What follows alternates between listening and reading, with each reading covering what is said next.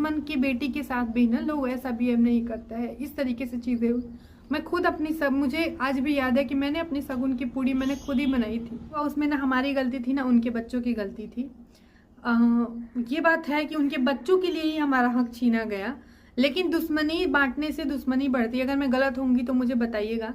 तो मैं नहीं चाहती कि अगले पीढ़ी में भी ये कन्वर्ट हो दुश्मनी। हम चाहते हमारे जो भाई बहन है उनके जो बच्चे हैं, हम लोग में टचवुड रिलेशनशिप बहुत अच्छा है, बहुत स्ट्रांग। ऐसे लोग बुन बुन बुन बुन बुन बुन बुन बुन बुन बातें करने स्टार्ट कर दी।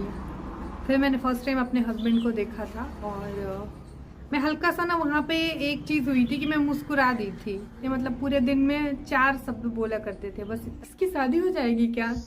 मतलब अब मुझे पता चलता है कि जिनकी कई बेटियां होती हैं उनके माँ बाप को दहेज से ज़्यादा चिंता होती होगी ना, कि वो पाल के जिगर कितना मजबूत करते हैं उनके अपने बेटी को 18-19 साल 20 साल 25 साल जितना भी वो पालेंगे पोसेंगे और किसी और के यहाँ पे वो चली जाएंगी। तो एकदम मासूम सी रम्या थी, एकदम मासूम सी, गुलाबी गुलाबी हाथ उसके छोटे छोटे से थे। जब मैंने फर्स्ट टाइम कुछ घंटों के बाद रम्या को, मैं लेटी थी क्योंकि मेरा सीजेरियन कुछ घंटे पहले ही हुआ था, जब मैंने उसके हाथ ऐसे छुए थे वो फीलिंग मैं बता नहीं सकती हूँ आप सब। कोई माँ बाप मेरी वीडियो देख रहे हैं और इस तरीके से वो गलती कर रहे हैं अपने लाइफ में, इसका मतलब ये बिल्कुल नहीं है कि मैं अपने शादी से खुश नहीं हूँ, अपने हस्बैंड से खुश नहीं हूँ, लेकिन जो प्रॉब्लम्स झेली है मैंने वो मैं आप सबके साथ शेयर करके चाहती हूँ कि इस तरह के प्रॉब्लम कोई और बेटी ना झेले या कोई। हेलो, मैं शांति स्वागत करती हूँ अपने यूट्यूब चैनल गांव की शांति में। और जो मैंने पहला पार्ट वीडियो का शेयर किया हुआ है जो कि मेरे शादी के बारे में था, जहाँ पे मैंने बताया हुआ है कि कैसे मेरी शादी तय हुई और किन लोगों ने तय करवाई, किन परिस्थितियों में तय हुई थी। तो उसमें मैं जो इमोशनल हुई थी, मैं इसलिए इमोशनल, मैंने उसमें कहीं जिक्र नहीं किया कि मैं अपने शादी से खुश नहीं हूँ या नहीं थी। उस समय की जो परिस्थितियाँ थी वो मैंने बताया। और जो मैं इमोशनल हुई थी वो मैं इस बात पे हुई थी कि जब मेरे पापा जब शादी फिक्स करके आए तो वो बहुत रोए थे, तब मैं रोई थी। तो कुछ लोगों ने इतना ज़्यादा, कुछ टाइम के लिए मुझे उस वीडियो का कमेंट डिसेबल करना पड़ा था कि आप खुश नहीं हो तो क्यों कुरेदते हो, खुश नहीं हो, खुश नहीं हो। खुश नहीं है का तो उसमें कोई सवाल नहीं है, आज हम बहुत ज़्यादा खुश हैं अपनी लाइफ में, लेकिन ये खुश रहने के पीछे की जो जर्नी है ये मैं आप सबके साथ शेयर करें कि कितनी ज़्यादा मुश्किलें मुझे या मेरे हस्बैंड को आई थी, या कैसे हमने अपने प्यार से इस घरौंदे को बसाया। और बहुत सारी चीज़ें हैं जो मैं इस वीडियो में आप सबके साथ क्लियर करने वाली हूँ। उसकी आगे की जो भी चीज़ें हैं कि कैसे क्या परिस्थितियाँ बनी थी उस टॉपिक पे मैं बात करने वाली हूँ। तो पहले ही वीडियो को देख के, कुछ सेकंड्स देख के आप अपने कमेंट करके राय ना दीजिए, कोई बात नहीं, आप कमेंट मत करिए अगर इस तरीके से चीज़ें करनी है तो। लेकिन गलत राय वीडियो को कहीं और ना ले जाए, मैं यही कहूँगी। या तो पूरा वीडियो देखिए, फिर अपना जो भी फैसला है, जो भी कमेंट में करना है, कुछ सेकंड्स देख के पूरी वीडियो का वो टॉपिक ही चेंज कर देना, वो एक अलग बात हो गई। तो इतनी मैंने बातें कर ली, बहुत मच्छर उड़ रहे हैं यहाँ पे। तो आते हैं मेन टॉपिक पे कि मेरी शादी जो है वो फिक्स हो गई। मैंने इंटरमीडिएट का एग्ज़ाम दिया और बहुत सारे लोगों ने बोला कि झूठ झूठ झूठ, तुम इतने कम टाइम में इंटरमीडिएट में थी। तो मैंने क्लास वो किया है, जैसे क्लास दूसरी क्लास में नहीं होता कि फना देना, हम लोग बोलते हैं क्लास फना के दूसरी क्लास में लेके जाना, तो वो कुछ हुआ था। तो वो एक अलग ट्रैक पे चली जाएगी वीडियो।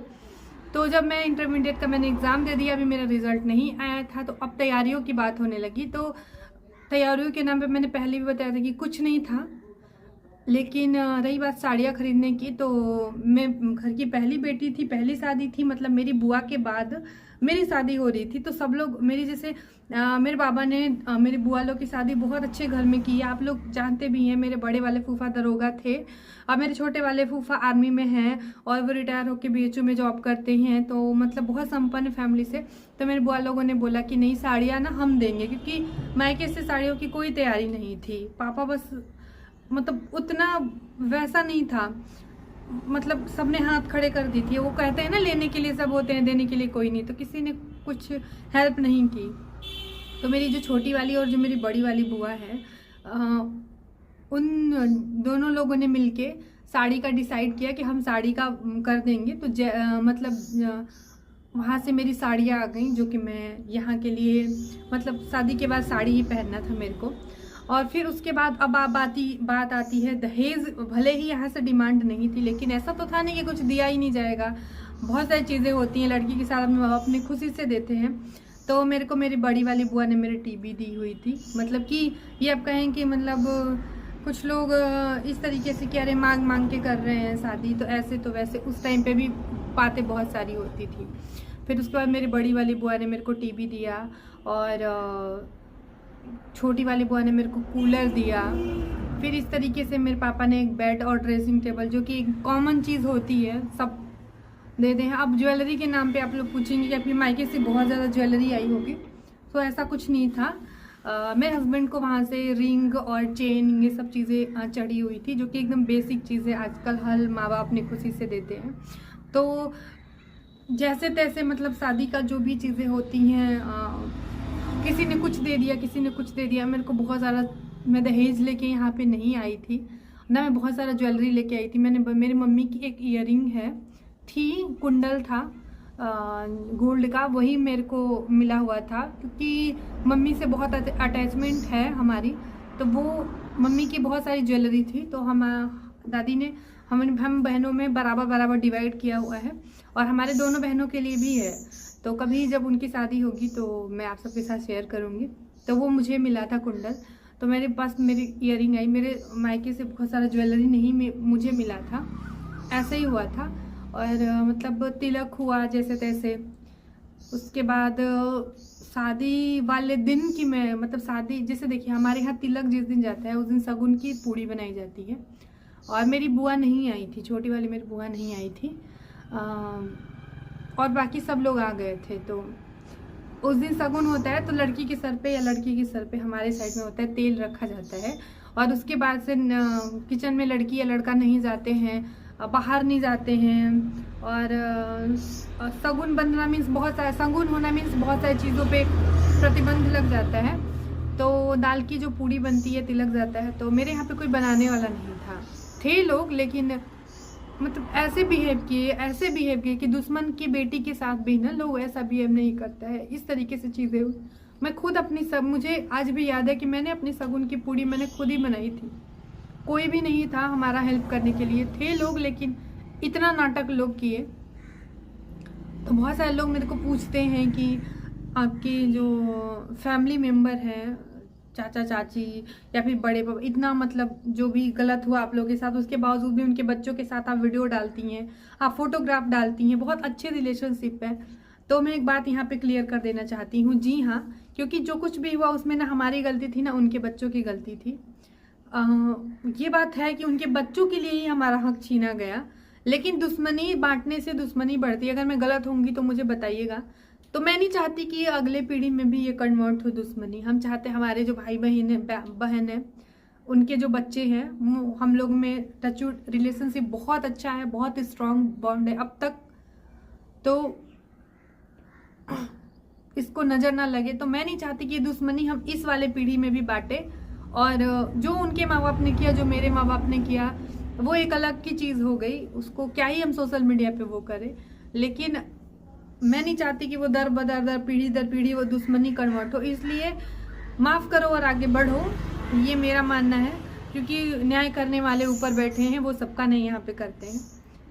तो कोई नहीं किया। उसके बाद उसके अगले दिन ऐसे निकला। और हल्दी की जो हमारे यहाँ हल्दी में भी दाल की पूड़ी बनती है, तो वो मैं वो बनाने जा रही थी, तब तक मेरी बुआ आ गई, छोटी वाली।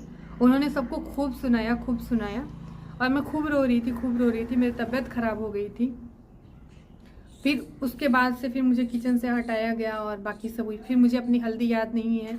हाँ, मुझे इतनी बस याद है कि दीपक भैया जो मेरे से खुद ही बड़े थे, वो मेरी हल्दी करवाने के लिए 11 बजे रात को आए थे और मैं रोए जा रही थी। इससे ज़्यादा फिर मुझे याद नहीं कि मेहंदी शायद मेरी दीदी ने ही मेहंदी लगा दी थी। और अब बारी आती है कि जयमाल के दिन मेरा मेकअप किसने किया था और मैंने कौन सा लहंगा पहना था। तो मेरी शादी वाली वीडियो मेरे चैनल पे है, जो 2 साल पहले मैंने आप सबके साथ शेयर करी हुई है। नहीं देखा है आप सबने तो देखिएगा। तो वहाँ से जो मेरा लहंगा था, वो मेरा लहंगा नहीं था, बल्कि मेरी लहंगे वाली साड़ी थी, जो कि मेरे ससुराल के साइड से ही मुझे मिली थी। मुझे ससुराल के साइड से ही मुझे दिया गया था उस साड़ी को, मेरे मायके के साइड से नहीं थी। और रही बात मेकअप आर्टिस्ट की, तो मुझे कोई मेकअप मुझे नहीं किया गया था। एक फेयर लवली क्रीम लगाई गई थी, एक लिपस्टिक और एक बिंदी, जो जैसे मुझे दिखाया गया था सेम उसी तरीके से। हाँ, ज्वेलरी जो होती है वो किराए पे पार्लर से मांग के आई हुई थी, और ज्वेलरी पहनाई गई मेरे को, वो साड़ी पहनाई गई, एक चद्दर उठाया गया, बस यही चीज़ें हुआ था। और अब बारी आती है शादी वाले दिन के बारे में। तो पूरी बारात आ गई, शादी का मंडप सजा, जयमाल जो होता है वो हमारे यहाँ पे, मतलब आजकल जयमाल में दुल्हन डांस कर रही है, दूल्हा दुल्हन का हाथ पकड़ रहा है, कितना अच्छा लगता है। ये चीज़ का मैं ये नहीं कि मैं विरोध कर रही हूँ, मुझे बहुत ज़्यादा अच्छा लगता है। मैं देखती हूँ ऐसे वीडियोस, देख के कितना खुशी मिलती है कि मतलब जो ऊपर वाले ने जो जोड़ी बनाई है जिस जोड़ीदार के साथ, उसके साथ हम जी रहे हैं खुशी से। मैं क्या हुआ कि जैसे मैं आई, मेरी एंट्री हुई दुल्हन की, और वैसे लोग बुन बुन बुन बुन बुन बुन बुन बुन बुन बातें करने स्टार्ट कर दी। फिर मैंने फर्स्ट टाइम अपने हस्बैंड को देखा था, और मैं हल्का सा ना वहाँ पे एक चीज़ हुई थी कि मैं मुस्कुरा दी थी। तो उस टॉपिक को लेके बहुत बड़ा बवाल हुआ था, यहाँ इस साइड में भी, ससुराल के साइड में भी, और मेरे मायके के साइड में भी। उस एक कुछ सेकंड्स की मुस्कुराहट को वो मतलब बहुत ही गलत तरीके से प्रेजेंट किया गया था, और मतलब लगा कि मैंने कोई क्या ही पाप कर दिया हुआ है। क्योंकि मैंने वहाँ पे देखा कि अब सारे लोग इस तरीके से बात कर रहे हैं, तो मुझे अपने फेस पे यही लाना है कि मैं खुश हूँ। मतलब मेरे दिमाग में जो आया उस तरीके से हमारी शादी हुई। मैं शादी करके अपने ससुराल आई। ससुराल आने पे भी बहुत सारी शॉकिंग चीज़ें पता चली, जो मैं यहाँ पे नहीं शेयर करना चाहूँगी, क्योंकि ये कोई झगड़े वाली वीडियो तो है नहीं। बस मैं शेयर कर रही हूँ कि कैसे मैं अपने कुछ मोमेंट शेयर कर रही हूँ आप सबके साथ। तो बहुत सारी ऐसी चीज़ें पता चली। उसके बाद एक दूसरे को समझने में, एक दूसरे को, मेरे हस्बैंड बहुत कम बोलते थे, मतलब पूरे दिन में 4 शब्द बोला करते थे, बस इतना समझ लीजिए। अगर आप उनको एक रोटी दे देंगी तो वो एक रोटी खा के चले जाते थे, लेकिन मेरे से नहीं बोलते थे। तो मैं सोचती थी कि ये बात क्यों नहीं करते हैं। मैं तो एकदम पागल जैसी हो रही थी, क्योंकि मैं इतना बोलने वाली। फिर पूरे मतलब इतना बड़ा हमारा घर, कोई नहीं रहता था, तो पूरे दोपहर में गोटी खेला करती थी। गोटी समझते होंगे 5-5 होता है, मतलब कोई नहीं रहता था, मैं बैठ के गोटी खेला करती थी। उसके बाद मैं वो चिप्पी खेला करती थी, मतलब क्योंकि मैं खेलते खेलते मेरी ऐसे शादी हो गई थी, और कुछ नहीं था, कोई नहीं था। मेरे हस्बैंड पूरे दिन बाहर रहते थे, तो मैं ऐसे ही अपना टाइम पास करती रहती थी। फिर दिन बीतते गए, एक दूसरे को समझते गए हम लोग। बहुत सारा अप डाउन देखा, बहुत सारी समझने में दिक्कतें होती थी। मैं उस टाइम पे बहुत ज़्यादा दुखी रहती थी, बहुत परेशान रहती थी, और छोटी छोटी चीज़ों पे मैं खुश भी हो जाती थी, जो कि मेरा आज का भी नेचर है कि आप मुझे छोटी छोटी चीज़ों में ना खुशी होती हूँ। मैं 1-2 रुपए की चीज़ भी अगर वो मेरे मन पसंद की है तो मैं खुश हो जाती हूँ। तो इस तरीके से हमारी गाड़ी चलती गई। कुछ इस तरीके से प्रॉब्लम मैंने फेस किए, और मेरे हस्बैंड ने, जो कि अनएक्सपेक्टेड थे। फिर ये इंतज़ार था कि मेरे हस्बैंड जाएंगे, जॉब पे जाएंगे, कब जाएंगे। फिर पता चला सडनली उन्होंने एक फ़ैसला लिया, क्योंकि कुछ फैमिली प्रॉब्लम्स थी, जो अगेन मैं सोशल मीडिया पे नहीं शेयर कर सकती। तो जिसकी वजह से डिसाइड हुआ कि अभी मैं जॉब नहीं वो करेंगे, जॉब कंटिन्यू वो नहीं करेंगे। फिर उन्होंने रिज़ाइन दे दिया वहाँ से। और उसके बाद 8 महीने बाद, मतलब शादी के 8-9 महीने मैं बोलूँगी, उसके बाद अरम्या होने वाली थी। और मतलब पता चला मुझे, तो फिर मुझे ये लगा कि चलो मेरे साथ कोई खेलने वाला आ रहा है। तो वो जर्नी बहुत मुश्किलों भरी रही है, वो बहुत बहुत बहुत ज़्यादा मुश्किलों भरी रही, वो जिसका मैं जिक्र नहीं कर सकती हूँ। मेरी रूह कांप जाती है जब पूछते हैं ना आप लोग कि सेकंड में भी, या मैं जब सोचती हूँ ना, तो मेरे को पहली वाली जब याद आती है ना, कि कैसे मैंने अकेले, पूरा अकेले, बिना डॉक्टर के यहाँ गए, बिना किसी मेडिसिन के, मैंने अकेले वो जर्नी मतलब फेस की, प्रेगनेंसी वाली अपनी जर्नी। मेरे साथ कोई भी नहीं था, आप सब समझ सकते हैं। मैं लास्ट टाइम में हॉस्पिटल गई हूँ, और बीच में मैं एक बार चेकअप के लिए गई थी, जब मुझे ना नाकों से खून निकलने लगे थे। तो डॉक्टर ने बोला, यहाँ के जो डॉक्टर साहब हैं, कि आप एक काम करो, हॉस्पिटल में ले जाओ।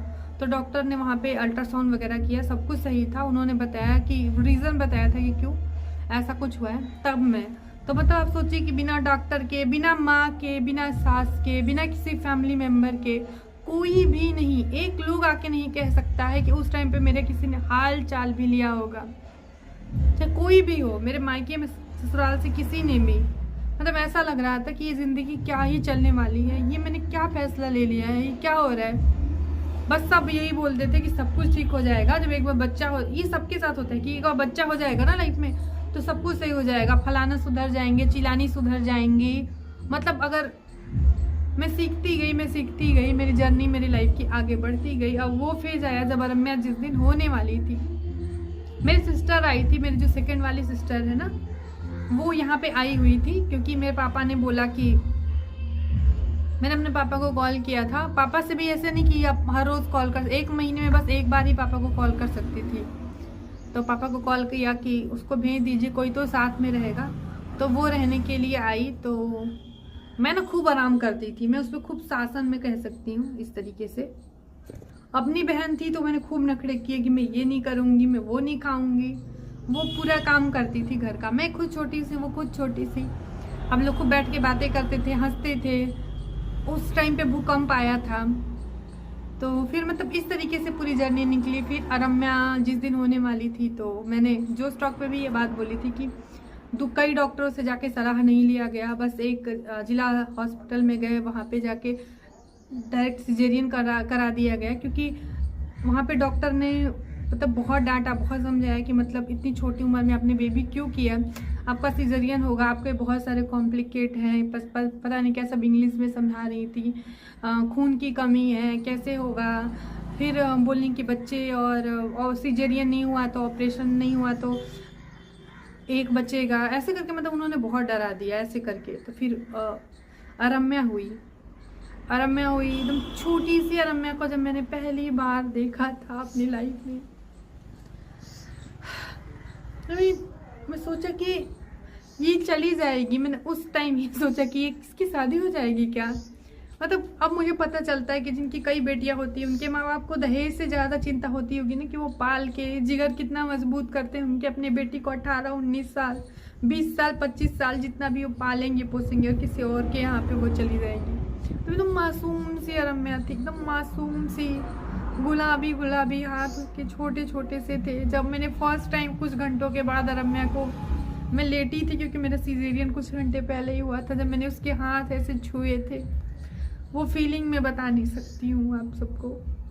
फिर लगा कि पूरी जितना भी स्ट्रगल किया है ना इन सालों में, पूरा ख़त्म हो गया लाइफ में ना, ये गुड़िया आ गई। और फिर मैं लेकिन डरती थी कि इसको मैं अच्छी लाइफ कैसे दूंगी, कहीं वो सब चीज़ें ना हो जो मैं मेंटली सह रही हूँ। मतलब बहुत सारी चीज़ें थी उस टाइम पे, इस तरीके से हुआ। अब मैं घर आई, जो क्या होता है छठी होती है 6 दिन पे, वो सब नहीं हुआ।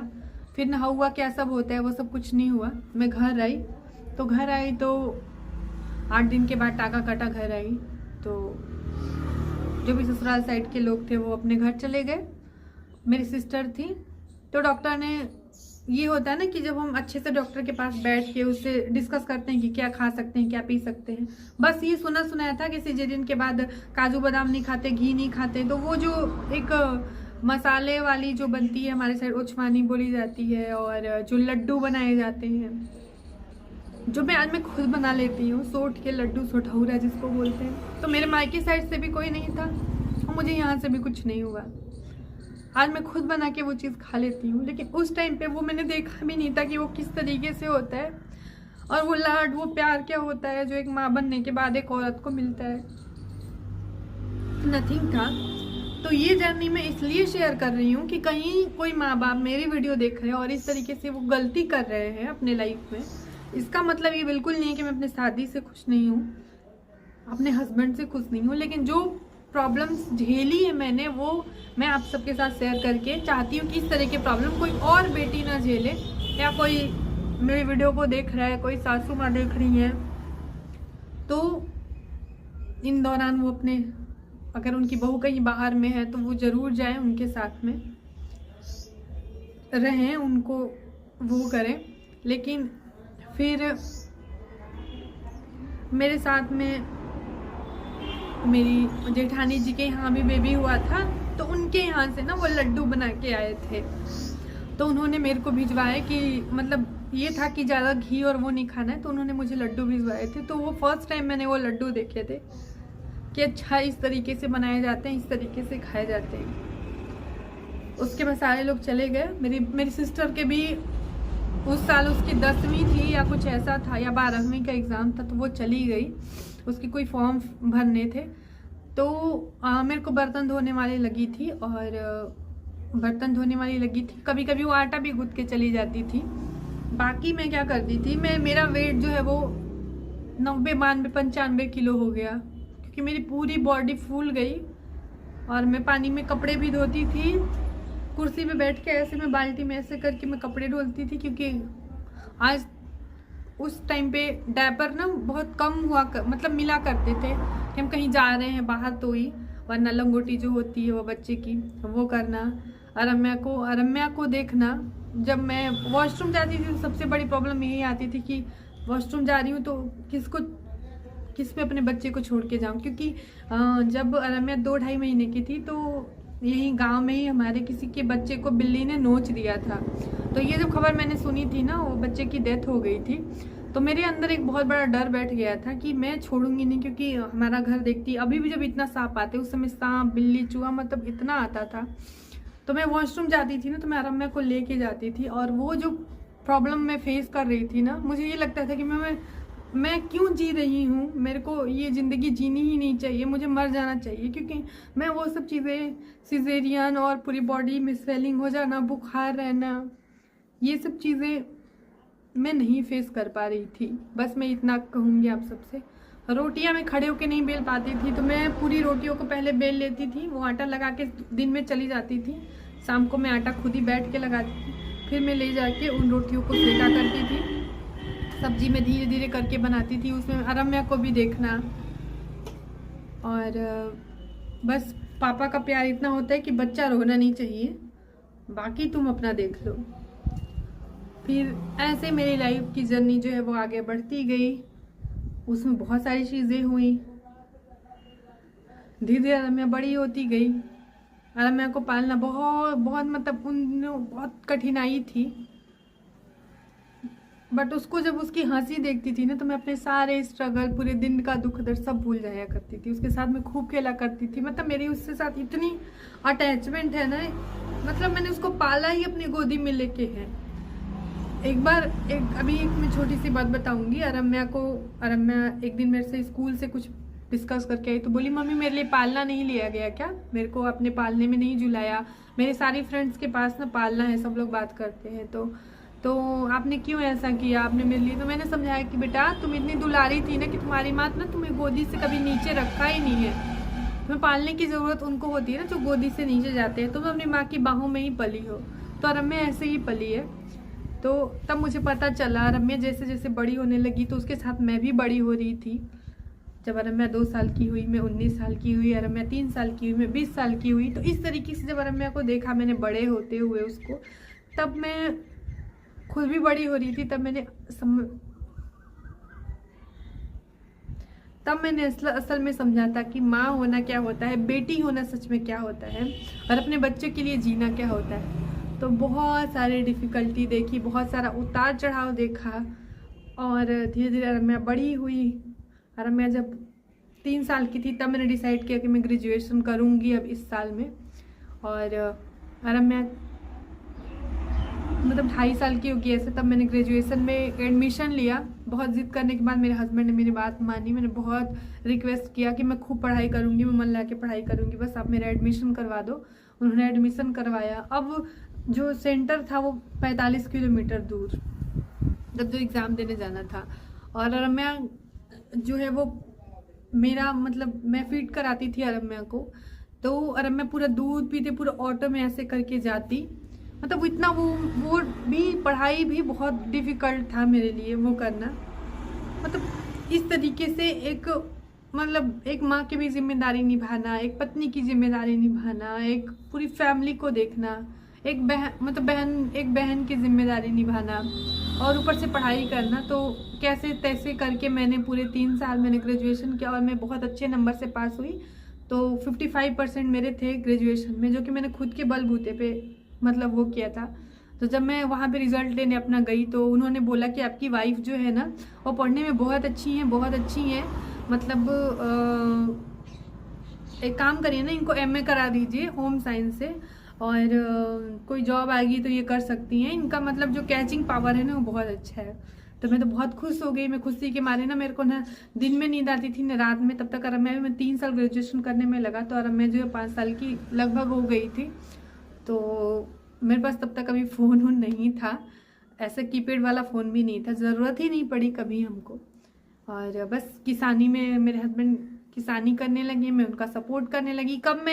कब हम एक दूसरे का बॉन्ड बहुत ज़्यादा मजबूत हो गया, हम हस्बैंड वाइफ का, हमें पता ही नहीं चला। कब वो हंसने खेलने गोटी खेलने वाली शांति इतनी बड़ी हो गई कि वो दाल दर लेती थी, वो अचार बना लेती थी, वो पापड़ बना लेती थी, वो जिम्मेदार हो गई, वो डांट खाने लगी थी अपनी छोटी छोटी जिम्मेदारियों को ना पूरा करने पे। कब वो बुढ़िया बन गई, कब उसे बड़े बड़े जिम्मेदारियां मैं उठाने लगी, मुझे नहीं पता चला। 5 साल 6 साल जब हमारी लाइफ के गुजरे, हमारा रिश्ता बहुत ज़्यादा मजबूत हो गया था, कहीं ना कहीं हम एक दूसरे को समझने लगे थे। लेकिन इन दौरान हमने बहुत स्ट्रगल किया अपनी लाइफ में।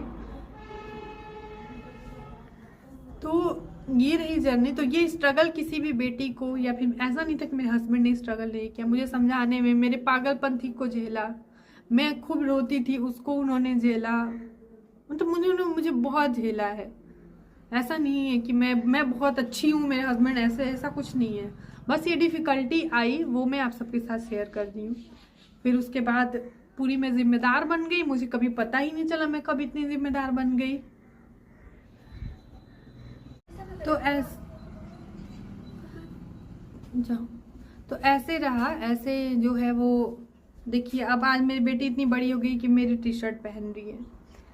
तो इस तरीके से चीज़ें हुई, और इन दौरान में वो जर्नी मैं इस वीडियो में शेयर करूं या फिर अगले पार्ट में शेयर करूं आप सबके साथ। सिलाई वाली जो मेरी जर्नी रही, मैंने कैसे सीखा और उसको क्या करने की ऐसी क्या मजबूरी थी, वो बहुत सारी वीडियो बहुत ज़्यादा लंबी हो जाएगी। तो इस तरीके से चीज़ें हुई।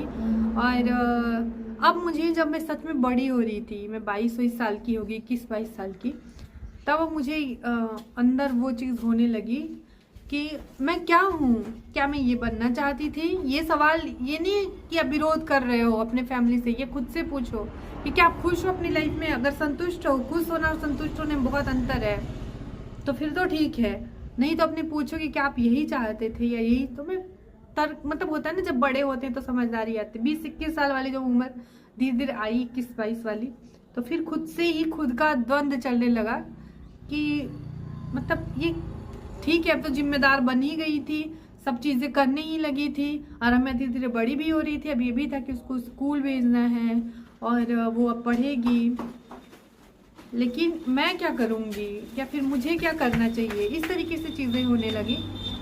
तब जाके मैंने सिलाई सीखी। वो तो मतलब मेरे लाइफ का सबसे बड़ा गलती है, सबसे बड़ा अच्छा है, मुझे आज तक नहीं पता चला। वो इतना मुश्किल था, मेरे को सुई में धागा डालने नहीं आता था और मैं सिलाई सीखने के लिए सोच रही थी, वो भी बहुत मुश्किल था। मेरे हस्बैंड बहुत अच्छे हैं, बहुत अच्छे इंसान हैं, लेकिन बहुत सारी पाबंदियां भी होती हैं जो कि हमें समाज के साथ हमें मानना पड़े। मेरे हस्बैंड बहुत सख्त थे। जब मैं धीरे धीरे बड़ी होती गई ना, तो नहीं होता कि अपने बच्चे के लिए थोड़ा बदलते, मेरे लिए वो थोड़ा बदलते, मुझे जानने के लिए, मुझे सुनने के लिए, मुझे समझने के लिए मेरे हस्बैंड इतना बदले। वरना मजाल नहीं था बदलने का, मतलब उन्होंने अपना वो विकराल रूप नहीं छोड़ा, लेकिन उन्होंने बहुत ही ज़्यादा अपने आप को, अपने गुस्से को बहुत कंट्रोल किया। वो रोड के बाहर जाते ना, बस जस्ट रोड के, तो अगर किसी दुकान में गाना बजता था, शांत हो जाता था, सन्नाटा हो जाता था। अगर वो किसी दुकान पे चाय पीते थे ना, तो सारे लोग हट जाएंगे कि मतलब ये पी के चले जाए, मतलब इतना उनका वो था। आज भी है, आज भी, लेकिन उन्होंने अपने आप को काम डाउन कर लिया है। जब जरूरत पड़ती है तो ही उनका गुस्सा उस तरीके से निकलता है। तो मैंने उनके गुस्से को सुना, सहा, जिसकी वजह से वो धीरे धीरे डाउन होते आज बहुत ज़्यादा अच्छे हो गए, लेकिन बहुत बदलाव आया। लेकिन जो वो शुरुआत के दिन थे ना, कि अगर वो डांट देते थे ना मुझे, मतलब वो डांटने मुंह से नहीं थे, मतलब एक बहुत अच्छी आदत है वो, कभी भी ना, मतलब क्या बोलूं, मतलब अपशब्द तो मेरे घर में ना कभी यूज नहीं किया होगा किसी ने। तो जैसे वो बस उनका चुप रहना ही मेरे लिए, मतलब मैं कांप जाया करती थी। वो चुप हो गए ना, बस मेरी फट जाया करती थी, मतलब इतना डर जाती थी मैं। और आज रम्या के पापा इतने अच्छे हो गए, तो उसके पीछे मेरी बहुत ज़्यादा स्ट्रगल है, मेरी बहुत ज़्यादा मेहनत है, बहुत ज़्यादा त्याग है, बहुत इतने इतने बड़े बड़े त्याग हैं जो आप समझ नहीं सकते हैं। तो वो ये रही मेरी एक लाइफ की, मेरे शादीशुदा ज़िंदगी की जर्नी। और मैं फिर से लास्ट में इस वीडियो में कहूँगी कि इसका मतलब ये बिल्कुल भी नहीं है कि मैं अपनी शादी से खुश नहीं थी इसलिए ये सब चीज़ें हुई। मेरे पापा हमेशा कहते हैं कि मैं उनसे बहुत सारा सवाल करती थी। जब भी मेरे पापा आते थे तो मैं बोलती थी कि पापा बोलते हैं, एक बात बोलते थे और है कि मन की हो तो भला, और मन की ना हो ना तो और भला।